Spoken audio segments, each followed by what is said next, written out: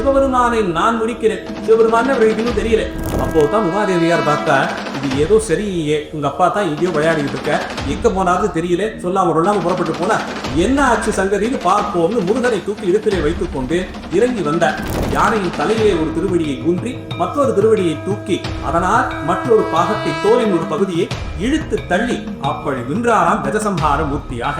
எந்த நிலை வந்தாலும் நான் இருக்கிறேன்னு காட்டிக் கொடுப்பதற்கு அந்த திருவடியை பார்ப்பதா, அவையென்று சொன்ன அந்த திருக்கையை பார்ப்பதா, சிரித்திருக்கக்கூடிய அந்த சிரிப்பை பார்ப்பதா, ஒவ்வொருத்தருக்கும் அவரவர்கள் அளவிலே நான் இருக்கிறேன் கவலைப்படாதேன்னு காட்டிக் கொடுக்க சிவபூஜை தாற்பயங்களை எல்லாம் எடுத்து விளக்கி நித்தமும் சிவபூஜை செய்து வா, வாழ்க்கையே வினைகளை துளைப்பதற்கு அது ஒன்றுதான் உபாயம்.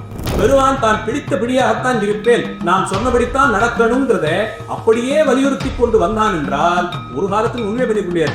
எங்க இருந்து எப்படி பக்தி செய்வது, எங்க இருந்து ஒண்ணுக்கும் தெரியலையா நமக்கு. இவன் பரம கருணையாளன், என்ன பண்ணினானாலும் இவன் மனசுல அந்த சுத்தி இருக்கா, நமக்கு பண்ணணும்னு பண்ணினானா அந்த வகையிலே அவனுக்கு அங்கீகாரம். பதஞ்சலி வியாக்கிரபாதர்கள் அங்கே சென்று தவம் செய்கிறார்கள். அதற்கு அவர்கள் வைத்திருக்கக்கூடிய காரணம் ஆனந்த தாண்டவ தரிசனத்தை பெறுவது. இது என்ன புதிதாக தில்லைவனத்திற்குள்ளே இத்தனை பேர் சஞ்சாரம் செய்கிறார்கள் என்ற எண்ணத்தோடு புறப்பட்டு வந்தாள் காளி அணை. தில்லைவனத்து காளி இவரை அடிக்கோர்னு புறப்பட்டார்கள். வந்து நிற்பது பெருமான்னு புரிந்து கொள்ள முடியாத அளவுக்கு இவர்களுக்கு ஆணவ மலம் தலைக்கேறி இருந்தது. சிவபெருமானை நான் முடிக்கிறேன், சிவபெருமான் இன்னும் தெரியல, இத்தனை தூரத்திற்கு ஏதோ செய்கிறாரே, யாராக இருக்கும்னு யோசிக்காமல் வேதத்தையே கையில் வைத்திருந்தவர்களுக்கு இப்படி ஒரு குழப்பம். இவர்களை நான் மாற்றுகிறேன் புறப்பட்டு எம்பெருமானை அழிக்கலாமோ என்று சங்கல்பித்து யாகத்திலே சில ஆபுதிகள் கொடுக்க தொடங்கினார்கள். அப்படி கொடுக்கப்பட்ட அந்த யாகத்தின் முடிவில் தான் பல்வேறு அஸ்திரங்கள் ஆயுதங்கள் எல்லாம் புறப்பட்டன. கூர்மையான ஒரு மழு புறப்பட்டு வந்தது. வெட்டும் திறத்தோடு ஒரு மழு பறந்து பறந்து பறந்து வந்தடா. எதிரே சிவபெருமான் இருக்கிறார். வந்த நேரத்துக்கு அந்த மழுவை கையிலே பிடித்து கொண்டு சுத்தி முத்தி பார்த்தா, ரொம்ப அழகா இருக்கு, இதுக்கான பயன்படுத்திக்கலாம்னு கையில வச்சுட்டார். அடுத்து கொடுத்த ஆகுதியிலே அநேக சப்பங்கள் புறப்பட்டு வந்தன. பறந்து வந்த சப்பங்கள் ஒவ்வொன்றையும் கையிலே பிடித்து பார்த்தா, இந்த நீளம் கொண்டைக்கு சரியா இருக்கும்னு ஒன்னு தலையிலே முடித்து கொடுத்தார். அடுத்து ஒண்ணு வந்தது, அதை கையிலே உதகீர்த்தியாக பாகுவளையமாக கையிலே அணித்து கொண்டார். மணிக்கட்டுக்கு ஒன்று வேணும்னு பார்த்தா சரியா ஒன்று வந்தது, அதை கட்டி கொண்டார். இடுப்புக்கு பொருத்தமாக ஒன்று வந்தது, இடுப்பிலே அதை அரைநான் கொடியாக கட்டி கொண்டார். இப்படி ஒவ்வொன்றாக வந்த சப்பத்தில் எல்லாம் தன் திருமேனியிலே ஆபரணங்களாக போட்டுக்கொண்டு நின்றார். மேலே ஒரு குள்ள பூதம் புறப்பட்டு கையிலே வாழும் கேணையுமாக சுவாமியை நோக்கி வந்தது. அதை கீழே தள்ளி மேலே நின்று கொள்வதற்கு அதை கீழே இருத்தி அதன் மேலே நின்று கொண்டு சிரித்து முடித்தார். பாயும் புலி ஒன்று புறப்பட்டு வந்தது. அந்த சார்தூலத்தை அழித்து முடித்து தோலை உரித்து இடுப்புக்கு அங்கவஸ்திரமாக அதை கட்டி கொண்டு நின்றார். மேலே ஒரு யானை புறப்பட்டு வந்தது. மதம் கொண்ட ஒரு யானை சுவாமியை முக்கித்தள்ளட்டும் இவர்கள் ஏற்பாடு செய்ய, அந்த யானை வந்த வேகத்தில் சுவாமி தன்னுடைய திருவுருவை அணுவுக்கு அணுவா எப்பாலுக்கு அப்பாலா என்பாலே அபை பாட்டி, அதுபோல அமோகணியான வேதங்கள் சொல்வது போல் தன் திருவுருவை ஒரு அணுவளவிற்கு குறைத்து கொண்டார். ஒவ்வொரு அணுவுக்குள்ளேயும் போகக்கூடியவர் தானே, அதனால் தன்னையே தான் ஒரு அணுவாக புருக்கி கொண்டு யானையின் புரிதலுக்கு ஊடே உள்ளே சென்று அதன் வயிற்றிலே அடங்கிவிட்டார். யானை வயிற்றுக்குள்ளே பெருமான் போன நொடி 14 புவனங்களும் இருண்டு போனலாம். சுவாமியுடைய திருட்டங்கள் தான் சூரியனும் சந்திரனும். ஆனால் தான் உலகத்தின் ஒவ்வொரு பகுதியிலும் இரவும் பகலும் மாறி மாறி இருக்கும்படியார் அமைப்பு. இப்போ உள்ளே போய் அவர் கண்கள் அங்கே இருட்டு விட்டு போனபடியா, அந்த இருளிலே சுவாமி நின்றபடியா உலகங்கள் எல்லாம் இருண்டு போனது, கைலாயின் வரையிலும். அப்போதான் உமாதேவியார் பார்த்தா, இது ஏதோ சரியே, உங்க அப்பா தான் எங்கேயோ விளையாடிட்டு இருக்க, எங்க போனாவது தெரியல, சொல்லாம சொல்லாம புறப்பட்டு போன என்ன ஆச்சு சங்கதின்னு பார்ப்போம்னு முருகனை தூக்கி இடுப்பிலே வைத்துக் கொண்டு இறங்கி வந்த. எந்த பக்கம் போனாலும் கேட்டா, இந்த தாருகாவனத்துக்கு தான் புறப்பட்டு போன, கூட திருமாலும் போன, 2 பேரும் எப்பயும் போறாப்புல போல வேற வேஷத்துல போனாங்கன்னு சொல்ல கேட்டு அம்பிகை தாருகாவனத்திற்கு வந்து சேர்ந்தார். இங்கே இந்த கலவரம் ஆகி கொண்டிருந்தது. அப்பா எங்கேன்னு பாருடான் முருகன் கிட்ட சொல்லிக் கொண்டே இருந்த நேரத்தில் பெருமான் அந்த யானையின் வயிற்றுக்குள்ளே அமுகமாக போனவர் மகதோமகியான்னு சொல்லும்படியாய் அப்பாலுக்கு அப்பாலாய் நிற்பவன் தான் தான்னு உள்ளேயே வளர்ந்து கொண்டே போய் யானை வயிற்றில் கொள்ள இடமில்லாமல் அது துடிக்க அதனுடைய தோலை உரித்து கொண்டு கிருத்திவாசராக யானை உரி போர்த்த தெய்வமாக அந்த தோலை தனக்கு போர்வையாக வளர்த்தி மேலே போர்த்தி கொண்டு அழகான ஒரு சிரிப்போடு யானையின் தலையிலே ஒரு திருவடியை ஊன்றி மற்றொரு திருவடியை தூக்கி அதனால் மற்றொரு பாகத்தை தோலின் ஒரு பகுதியை இழுத்து தள்ளி அப்படி நின்றாராம் கஜசம்ஹார மூர்த்தியாக.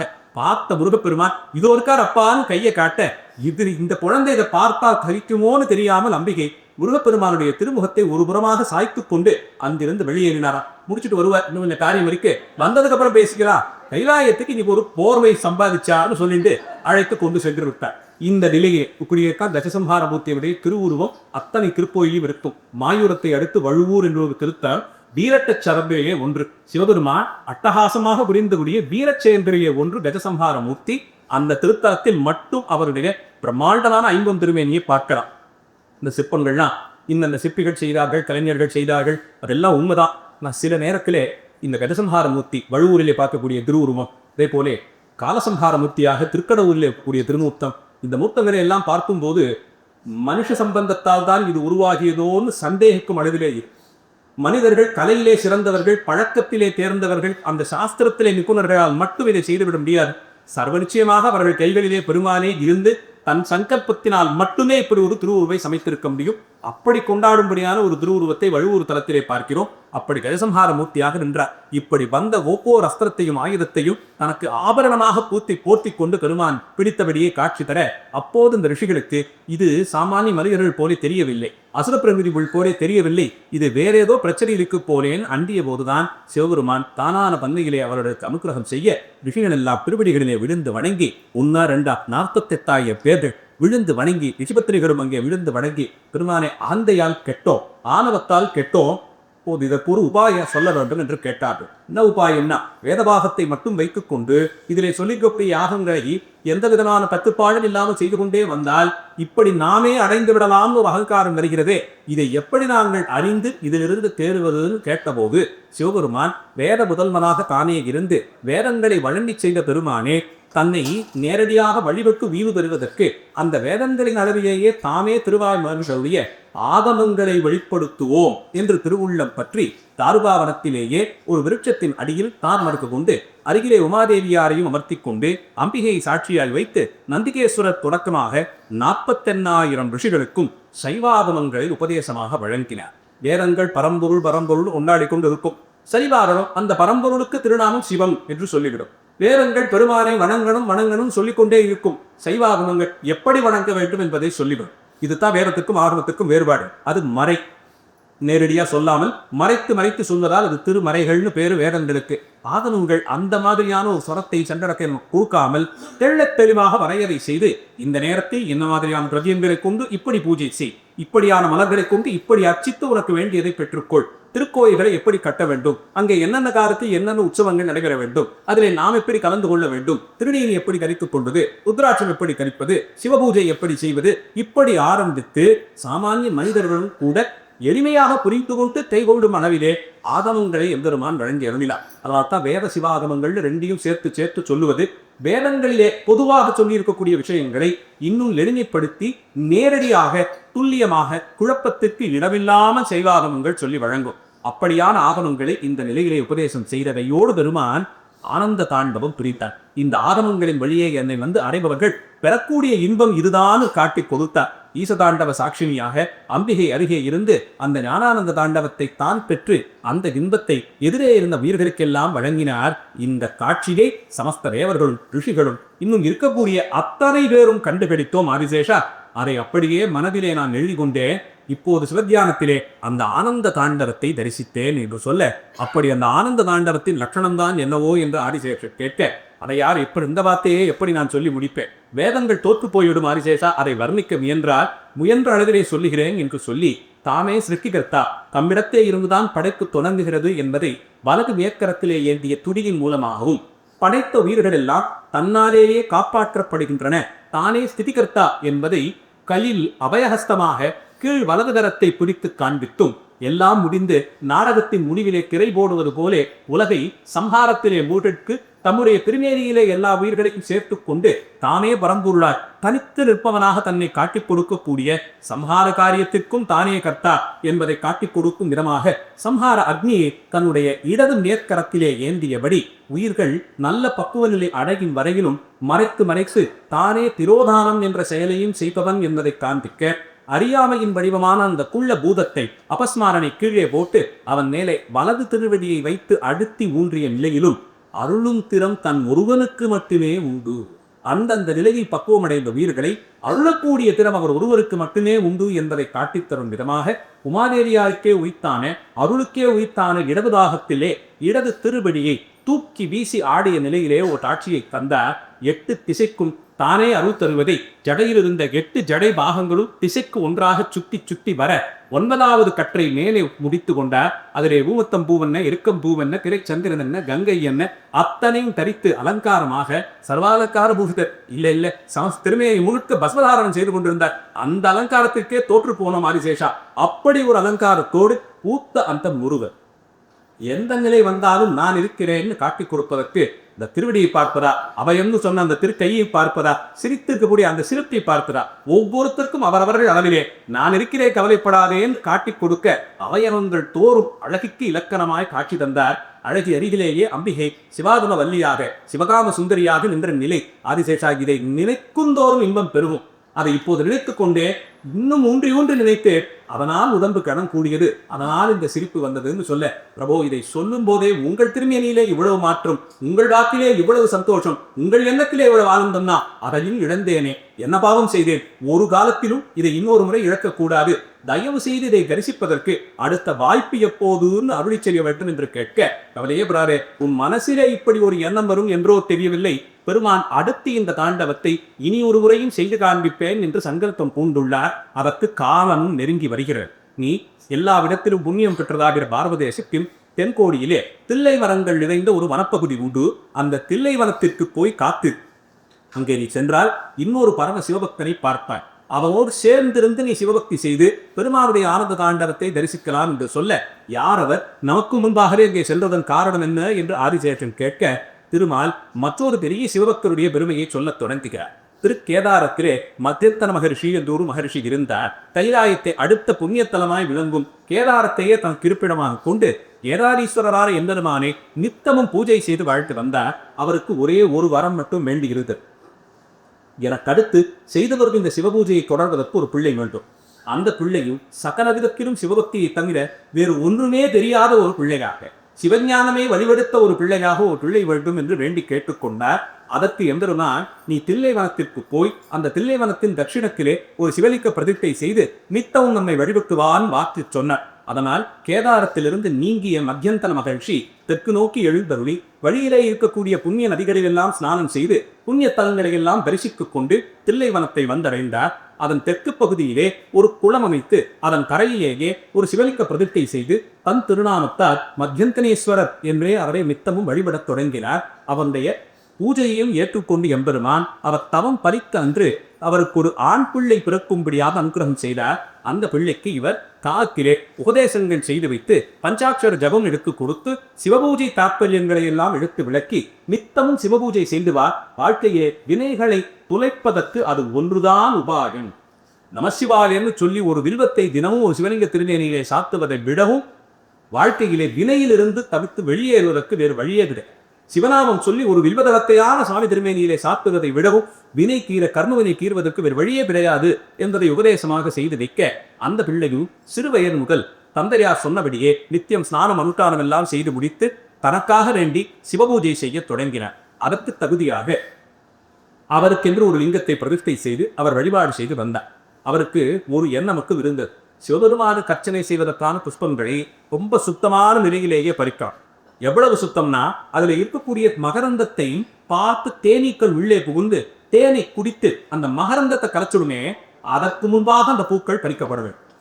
அந்த மகரந்தங்கள் நீங்கி இருக்குன்னா அந்த பூ எச்சில் பட்டதாகி, எச்சில் பட்ட அந்த புஷ்பத்தை சுவாமிக்கு எப்படி சாத்துறது? அதனால தான் அந்த காலத்தை நந்தவனங்கள் எல்லாம் சிவாலயத்துக்கு வைத்தார்.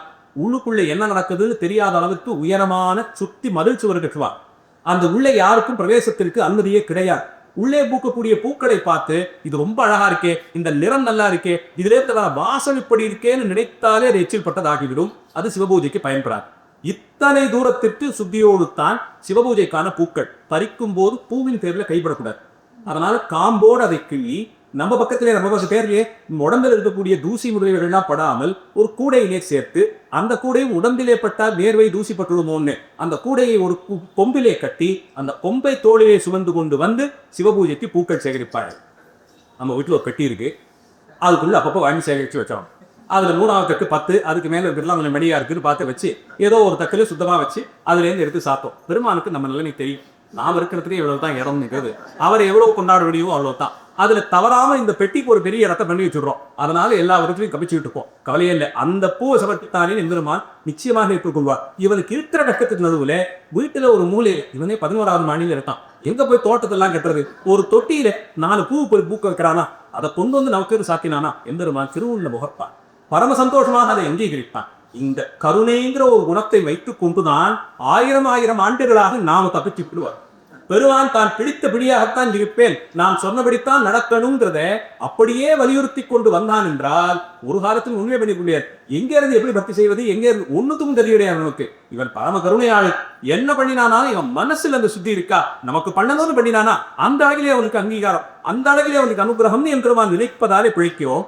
அந்தபடிக்கு பூக்களை அதிவிரைவாக போய் பறிக்க வேண்டும், மரங்களிலே ஏறி கிளைகளையாக தாவி பறிக்க வேண்டும்னு பார்த்தார். அதற்கு தகுதியாக கைகளிலும் கால்களிலும் நகங்கள், நல்ல கூர்மையான நகங்கள், வலிமையான கால்களும் கைகளும் பெற வேண்டும்னு பார்த்தார். இருக்கிற மிருகங்களிலேயே புலிக்கு தான் காலிலே நல்ல பலம், வேக வேகமாக போகக்கூடியது, விரல்களிலே நல்ல நீளமான நகம், கூர்மையான நகம். அதனால் தனக்கு கைகளும் கால்களும் புலியை கோலே பிளவுவோம்னு தவம் பண்ண தொடங்கினார். தந்தையார் இடத்தை சொன்ன போது ரொம்ப நல்லா பெறலாம், கவலையே கிடையாது. யாரான இதுக்கு ஒரு தவம் பண்ணுவாங்க. இருக்கிற சரீரத்தினுடைய லட்சணத்தை சிதைத்து கொண்டான சிவபூஜைக்கு தகுதியான நான் பெற வேண்டும்.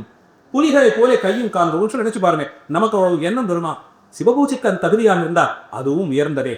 அப்படி ஒரு தவத்தை செய்தார். பெருமான் அதை அங்கீகரித்து கைகளும் கால்களும் புலிகள் போலே, புலியை போலே கூர்மையான நகங்களோடு நல்ல பலத்தோடு வரும்படியான அனுகிரகம் பண்ணினார். அந்த அளவிலே வியாந்தபாகர் என்ற பெயரோடு புலிக்கால் முனிவராக கொண்டாடப்படும் நிலையில் ஒரு வடிவம் பெற்று தன் தந்தைக்காரனுடைய அனுமதியோடு தான் போய் தில்லை வனத்தினுடைய மேற்கு பகுதியிலே வியாகிரபுரீஸ்வரர் என்ற பெயரில் தமக்கே தாம் ஒரு சிவலிங்கத்தை பிரதிஷ்டை செய்து சரிவாரம விதிப்படி நித்தம் அந்த எம்பெருமானுக்கு அபிஷேகம் அலங்காரம் செய்து அர்ச்சனை செய்து வழிபட்டு வந்தார்.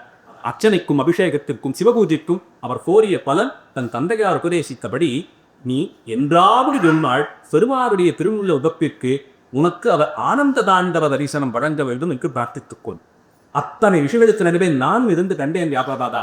அந்த ஆனந்த தாண்டவத்தை பார்த்த பிறகு எதன் பேரிலும் பற்று இல்லை, எதன் பேரிலும் பற்றில்லாமல் துறந்தேன். க்ஷணப்பொழுதில் பற்றி என்னை விட்டு நீங்கியது, பாசங்களிலிருந்து விடுபெற்றேன். அதை சதா காலமும் தரிசித்துக் கொண்டிருக்க வேண்டும் என்பதே உனக்கும் பிரார்த்தனையாக நீ பிரார்த்தித்து வா என்று சொல்ல, வியாகிரபாதராக அன்பர் போய் அங்கே வியாகிரபுரீஸ்வரர் என்றே அழைக்கப்படும் ஒரு கோயிலில் சிவலிங்க பிரதிஷ்டை செய்து வழிபாடு செய்து வந்தார்.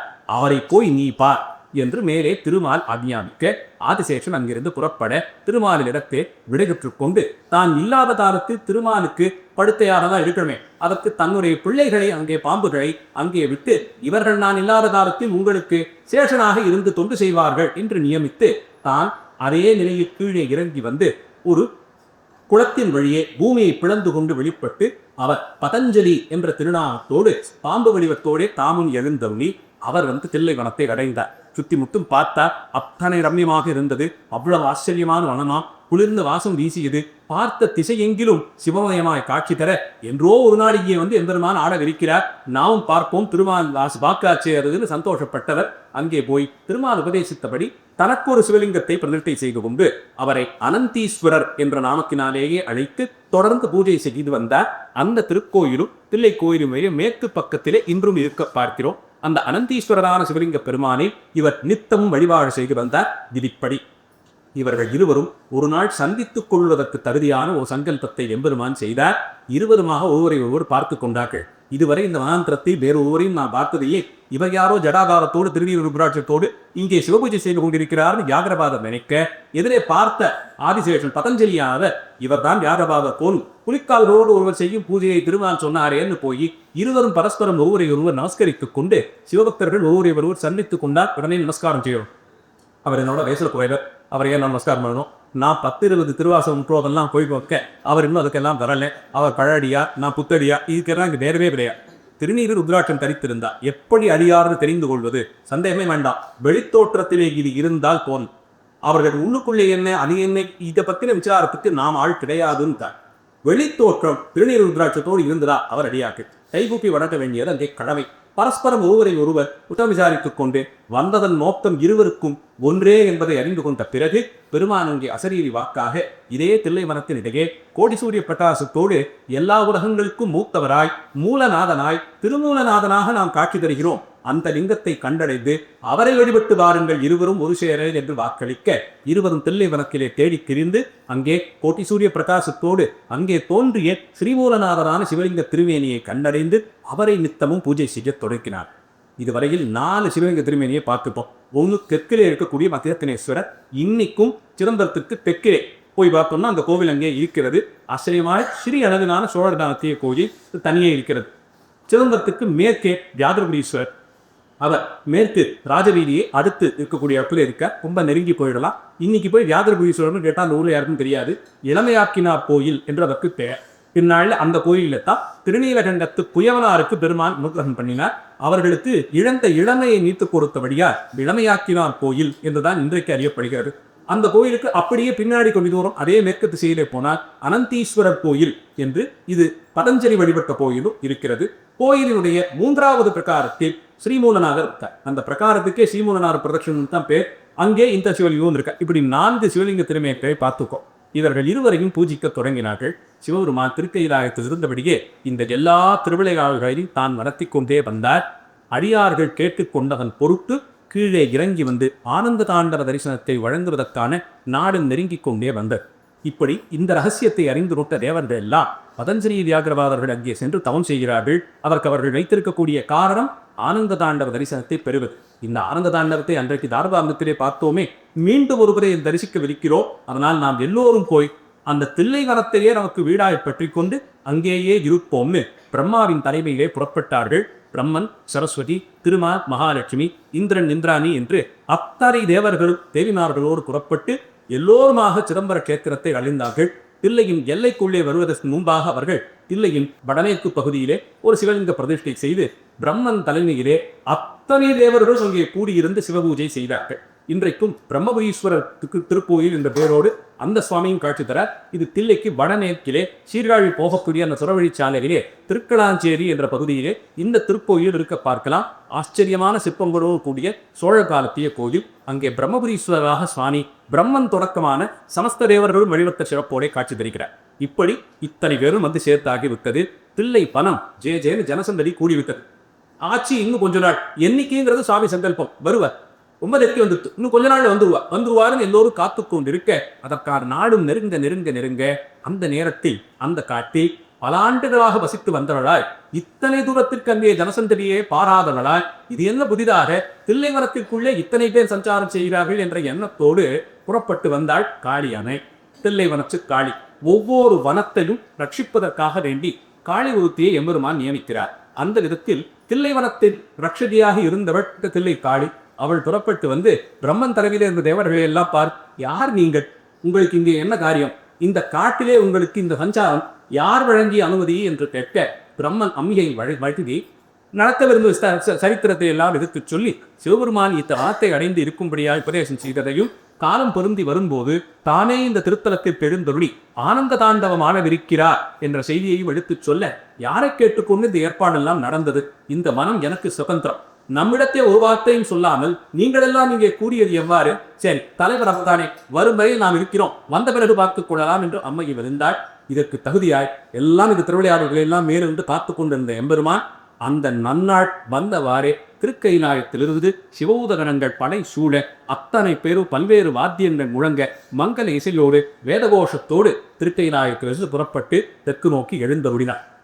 போபாருக்கு பாரதியார் சொல்ற மாதிரி வடகையிலின் முன்னாள் மாமுனி கருண் செய்தபடி தவறாம தில்லை பதியில் வந்து தை மாதத்தில் குரு பூசத்தில் பகல் நேரத்தில் நடனமாடுவதற்காக புறப்பட்டார். அங்கிருந்து புறப்பட்டு தெற்கு நோக்கி எழுந்தபடிய எம்பெருமான் பெரும் படையோடு வந்தார்.